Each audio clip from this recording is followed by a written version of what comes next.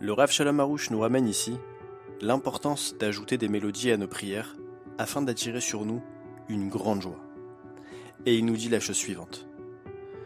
L'homme doit chanter devant Hachem, lui jouer d'un instrument, lui jouer des airs, prendre plaisir à chaque mot de la prière, chanter les bénédictions avec une mélodie qui éveille et qui réjouisse. Il faut aussi réciter la prière des 18 bénédictions, la Amida, avec une certaine mélodie, car c'est ainsi qu'on revête la présence divine d'un vêtement merveilleux et qu'on adoucit toutes les rigueurs. Il nous ramène l'histoire suivante pour nous expliquer que les mélodies peuvent éveiller le cœur de l'homme. Un jour, Rabbi Nathan voyageait dans une charrette fermée et poursuivait ainsi son service d'Hachem, son étude de la Torah et ses prières.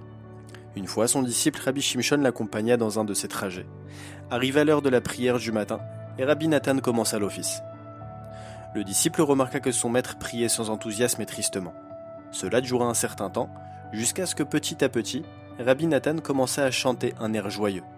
Ensuite, sa joie augmenta de plus en plus jusqu'à ce que sa prière atteigne une grande ferveur, une joie puissante, une union merveilleuse avec Hachem, et un charme tellement prodigieux qu'à leur passage, les paysans non-juifs cessaient leur travail et couraient après la charrette pour écouter la merveilleuse mélodie qui s'en dégageait.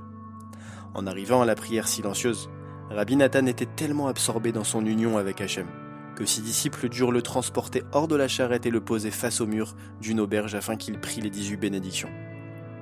Lorsqu'ils poursuivirent leur route, Rabbi Shimshon interrogea son maître. « Qu'est-il arrivé ? Comment a-t-il fait pour passer d'une si grande tristesse à une telle joie et une telle ferveur ?»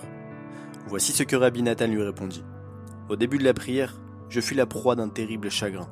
Ensuite, je me suis souvenu des paroles de notre maître Rabbi Nachman, selon lequel chacun devait avoir un air joyeux, et en particulier au moment de la prière. Ainsi, j'ai commencé à chanter un tel air, jusqu'à ce que la joie me prenne, puis j'ai finalement récité toute la prière avec une joie très intense. »